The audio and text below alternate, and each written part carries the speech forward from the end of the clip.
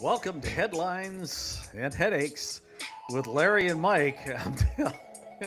What a day this has been. I'm just telling you, folks, we tried to get going here early and we had things happening that I never expected to have happen. And so we're going to try this again. Of course, just for those of you finding us, we record on Sundays, and this Sunday we were planning on recording at 12 noon, and with a guest, Greg Colby, and unfortunately, we just had issue after issue. I don't know, but hopefully we've got it all squared away. Larry, how's your week been? Wow, busier than a one-armed paper hanger, but that's all right. I enjoy it. That means that there's activity in our community. There's things going on. So yeah, that's okay. I'd rather stay busy. You know what? There's so many headlines going on today's, and can we start on kind of like the lighter side headlines? Absolutely, absolutely. Okay, let's talk about the dietary guidelines that are coming out. I know what you're thinking. Oh, we're going to talk about food. You know, the Well, administration has released new guidelines focusing on increased protein and fat intake while reducing carbohydrates. And have you noticed? I don't know if you paid attention. I a little bit. It's generating such a debate over the nutritional and political implications. You know, and I'm just sitting here thinking to myself, if now all of a sudden they want increased proteins, you know, uh, we, I shouldn't we just eat in moderation? well, definitely, and it just seems to me that the further we delve into this stuff and the more science we get and the data we get back, it's funny how the way our grandparents and their parents lived seems to be, maybe those old timers weren't as stupid as we think they were, right? I mean, they were eating meat, they were eating vegetables, they were lucky if they had a slice of bread or a biscuit, during the day, and that was it. And they were all healthy, they were did relatively well outside of, some smoking or excessive drinking, things like that. But Sure. you didn't see too many obese people from those previous generations. So definitely something with the modern diets here, as far as saturated fats and oils and bioengineered stuff. I don't know. There must be there's something to it. Well, I would think so too. You know, and I always go back to the day when I remember how they said you had to cook pork forever, and Oh yes.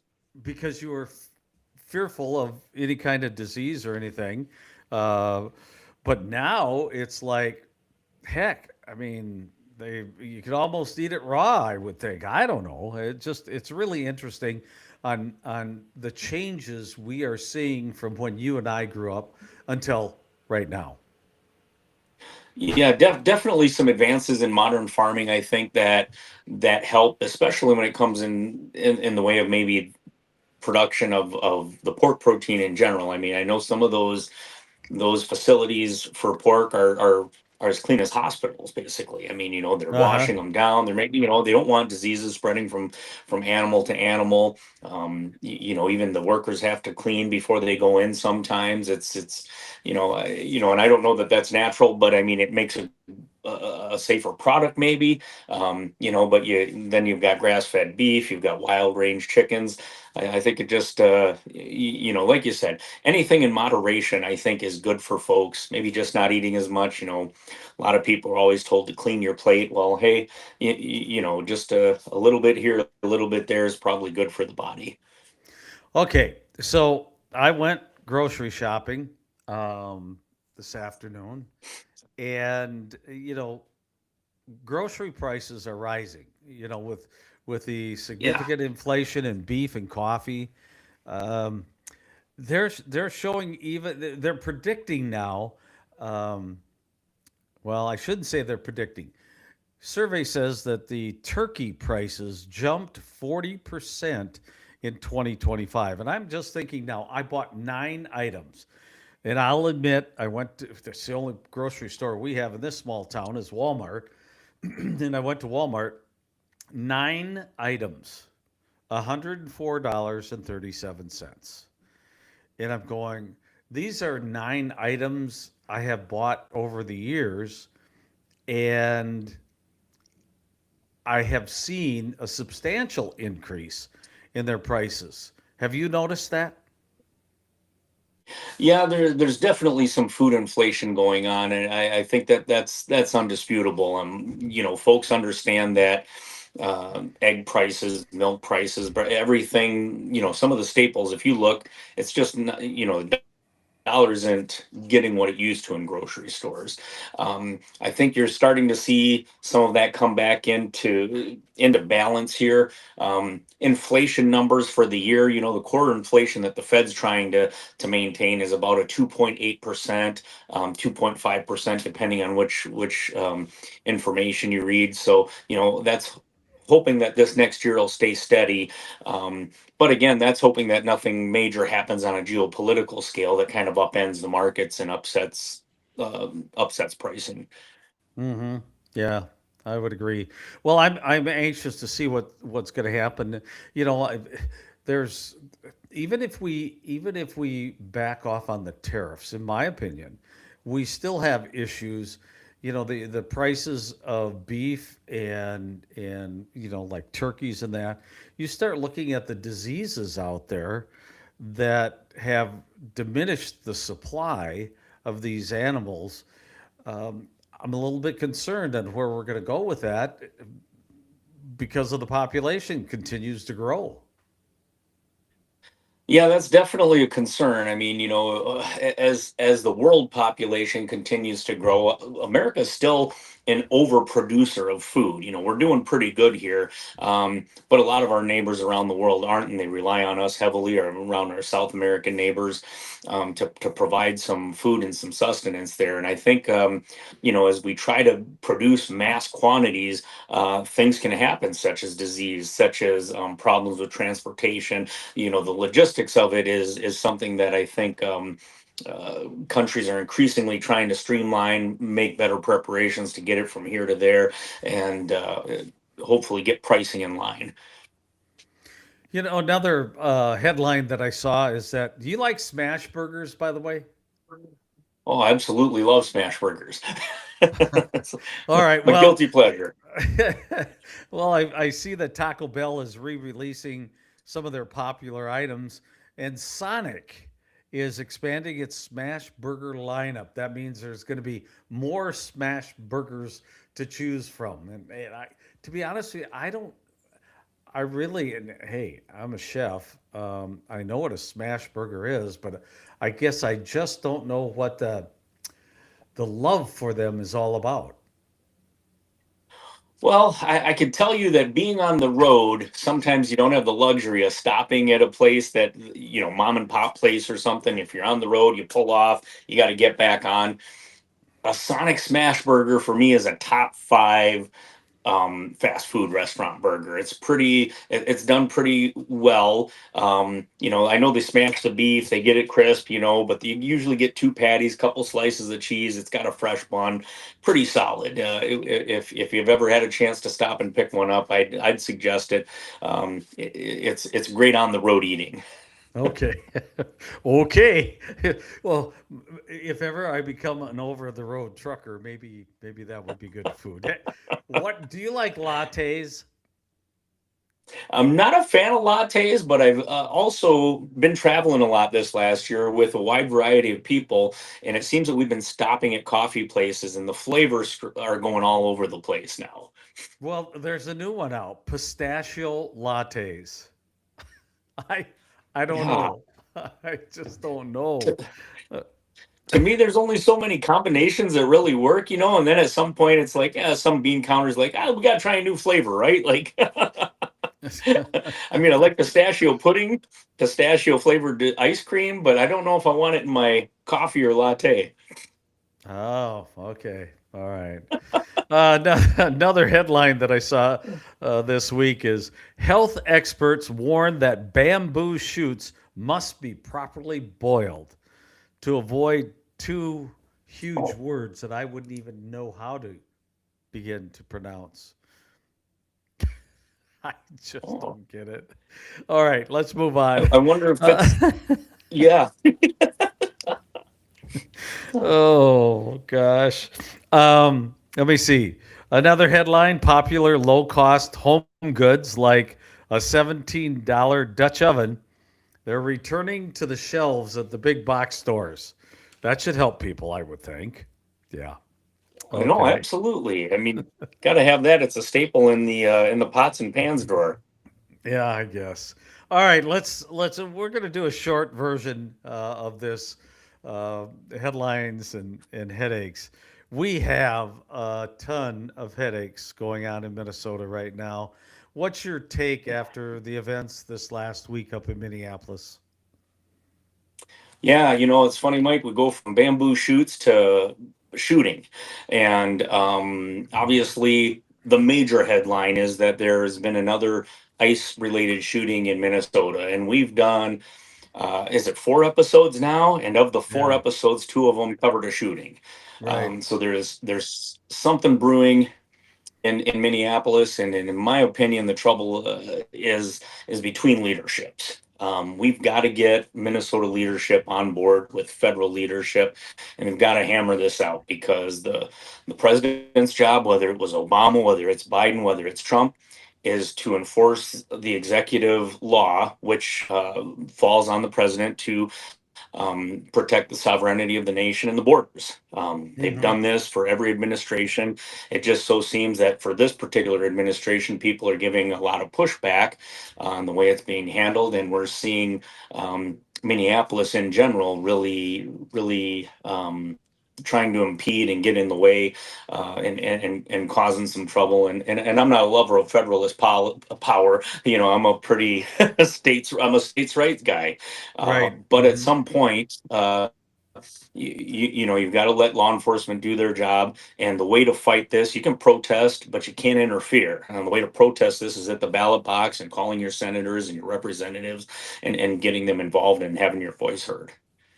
Well, and I have to agree with you because I'm really disappointed that our president and our governor can't actually sit down face to face. I don't care if it's on Zoom or if it's in person and have a discussion about what needs to happen. And I go back to reading some articles about how the enforcement of immigration is being handled very straightforward in other states where they have none of these issues.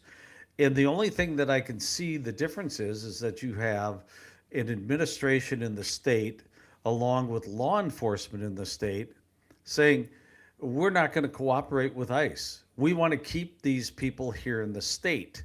And I'm not quite sure why that is or what the bottom line is that for. I mean, if we want to be a safe haven state, if we want to bring everyone in, well, why don't we bring them in legally and get them through that transitional period where they become citizens quicker than what's happening now?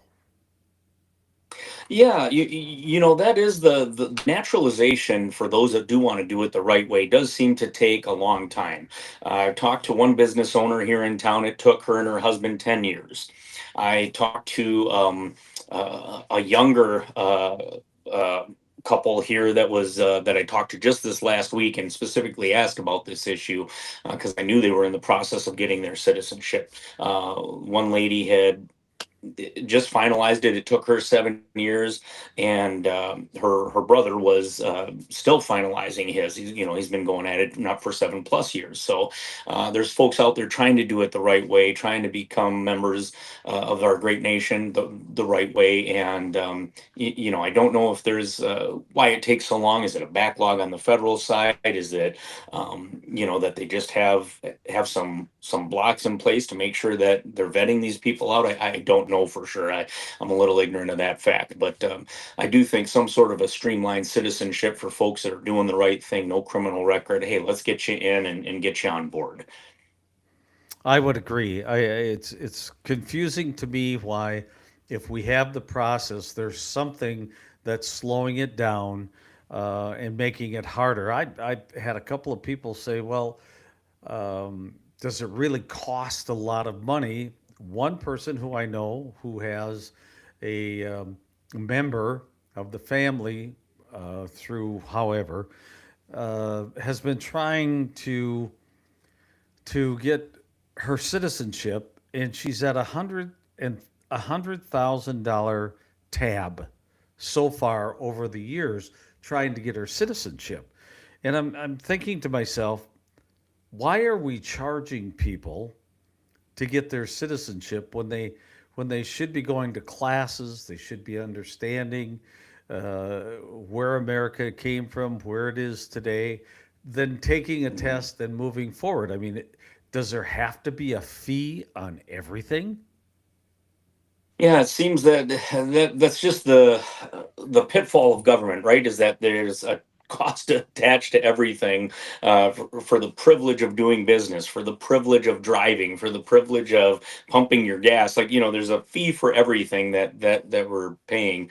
Um, but it's yeah, streamlining citizenship, reducing costs. Because I know that they've got to hire immigration attorneys, things like that. Mm-hmm. That stuff isn't free, and they're trying to achieve the American dream. It's we got to find a better way as a country. We got to find a better balance, to mitigate the problem. It's not going away. Under previous administrations, the fact of the matter is that the borders weren't watched very well. People came in, and as a country, we've got a right to know who's in here, but we've also got to figure out a humane way to deal with it here. And I feel like Minnesota's being made a bit of an example of, to a certain degree, because there hasn't been that cooperation. So again, I think failure of leadership. Uh-huh. And I'm not giving anyone a free pass on that. I'm just saying, hey, all the adults need to get to the table, and they've got to talk. Right, right. I this just popped up that I saw, Larry, and it's speaking on similar subject, but I'm going to read a little bit of this. This is from the office of Senator Julie Coleman. She's in Senate District 48, and she has a letter. President Trump, Governor Walz, Mayor Fry. This dangerous standoff must end. With a closely divided legislature, I've experienced firsthand that people who hold deeply different beliefs can sacrifice, compromise, and work together. And so can you. This moment calls for real leadership. Mr. President, I support law enforcement. I support enforcing our immigration laws. But yesterday's tragic and horrible shooting makes it undeniable that we need a pause in targeted street level operations. Pull agents back temporarily to reevaluate tactics, negotiate with state leaders, and give Minnesotans some peace while we seek compromise, starting with detainer policy. Governor Walz and Mayor Fry, thank you for calling for peaceful protest. I urge you to work with legislators, the administration, and other elected officials to adapt practical policies like those in the other blue cities and states that aren't in this crisis, so we can cooperate on detaining and deporting criminal offenders. For a way forward, I strongly urge Minnesota State, counties, and cities honor ICE detainer requests when someone is in custody. In return, federal immigration officers pause targeted street enforcement for 30 to 60 days. If it brings calm and progress, we extend it or build a better long term fix. This state deserves better than a Trump versus Walz standoff.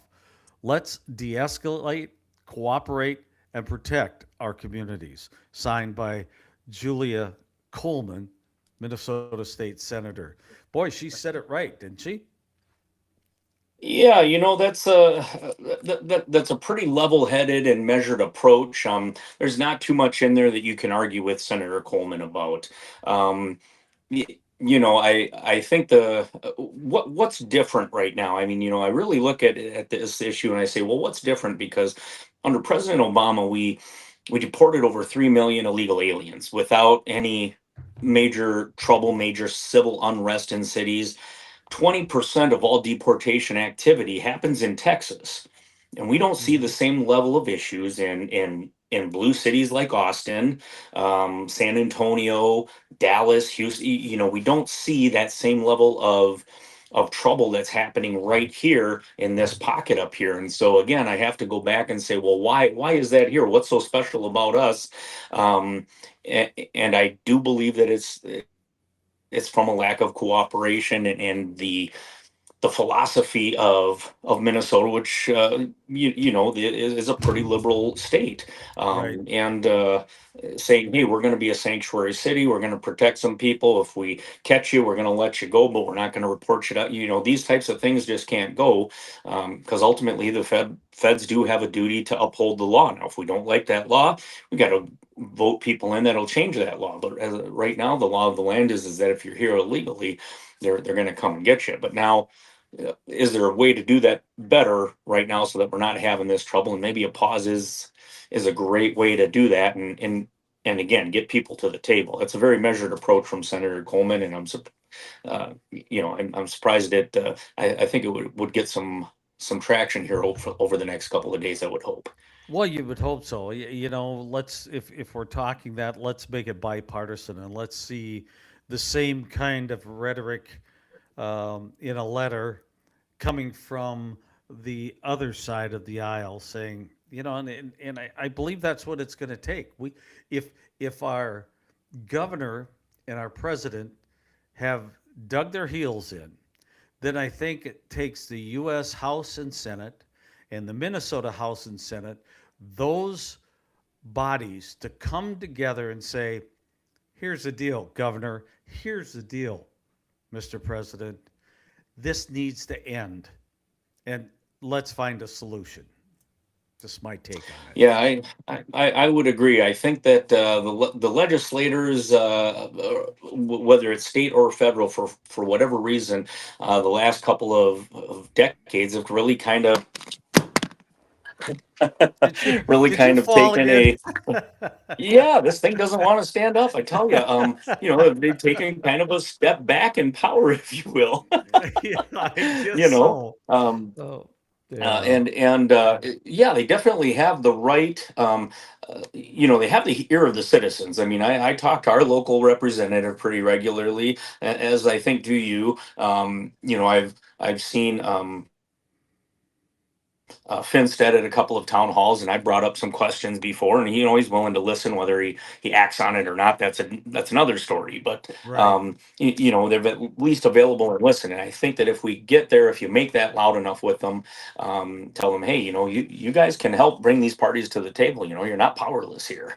Um, that's something I always thought when you were in the Senate that you were a very strong senator. You had a very good voice for your public, for your constituents. You brought issues to the forefront, whether they were popular or unpopular. You did what you thought was right, and I'd like to see more strength from the legislators, both at the federal level and the state level. Yeah, definitely. And I agree. I think the political leadership on both sides have become so strong that I believe they intimidate their members to not necessarily follow the wishes of their constituents, but follow the wishes of the party instead. And that's something that has to end. Let's move forward quick. Wasika, Minnesota. I've seen some posts by our mayor. I've seen some posts by some businesses in town, um, and I guess I'm happy to see. Wasika, since I've been here since 1999, has always been a town that has rallied around its own, and I think our mayor is stepping forward trying to continue this rally of our citizens and our businesses to positively move the city forward. You're more ingrained because of your occupation as a mortgage lender, you're talking with many more people on that, what I would say, the business level, the new home buyers, bankers, and that. What are they saying about Wasika? What are they talking about? Well, I think we're starting to see that folks are enjoying it as an alternative to living someplace just a little bit bigger, whether it's the Twin Cities, Rochester, or Mankato. They're finding that it's a welcoming community. Um, we've got a school that supports education, sports, and the arts, which all three is really hard to find in a community our size. Mhm. You can go to a big community where, it might be a football school. You can go to a big community where there might be a theater school. You can't come to one that has all three aspects supported very heavily, gets great community support, and is relatively safe to live. We have the same pitfalls that any city has, whether it be a drug problem or some sort of violence, but on a smaller scale, because everybody tends to know everybody. But I think that we're seeing that there's going to be some benefit to living here and working elsewhere as the economy changes. We don't have the big brown printings anymore, the EF Johnsons. The economy is changing from a manufacturing to a service base. And Mhm. with that being said, folks can live most anywhere, and we're seeing them start to live here. We've seen some more building activity in the last 2 years than we had the previous 10. So that to me bodes something positive is happening here. When there's a demand for housing and we can't meet that demand, we're doing something right. Does it mean it's perfect? No, there's always room for improvement. I think the mayor and the council are trying their best to move things forward in a positive manner with growth, and only time will tell. But I see our little bird growing, not too crazy but steadily. Well, I'll tell you what. I'm going to leave it in your hands. I think we should get Mayor Zimmerman here on the podcast, and let's talk a little bit in depth about Wasika and where it's going. And I'm going to leave that task up to you. How's that sound? I'll get him on board. I think it would be interesting to see his take on some things. Well, I really do. Any other headlines that you have come across this past week that you want to touch on? Well, just obviously, the big one, the 800-pound gorilla in the room is the shooting, and I would advise protesters. Nobody wants to impinge on your constitutional right to protest your government. It's as American as apple pie. I've protested in the past. I'm also a heavy believer in the Second Amendment and the right to carry. To protect yourself from a tyrannical government. But at the same point, when you're out there and you're getting involved or you're in contact with law enforcement, you need to be smart and you need to be careful. Um, don't put yourself in a dangerous situation with people that have firearms, whether it's a gang in New York City or whether it's Right. ICE, enforcing immigration operations, or if it's your local sheriff pulling over someone that for a DWI. You don't get involved. You let it play out, and you take some video if you have to, and let history decide eventually. I hear you, man. I hear you. Oh, there's so much that has gone on over I'm just looking at my time on this earth and the changes and everything from families sitting around the table together to respect for law enforcement, and it goes on and on. Larry, it's been a treat. A short version here. We'll make sure that we get our good friend Greg Colby on in an upcoming podcast, because this guy is truly a wealth of information and a lot of fun. Larry, you have a great week. We'll join you again for more headlines and headaches with Mike and Larry right here.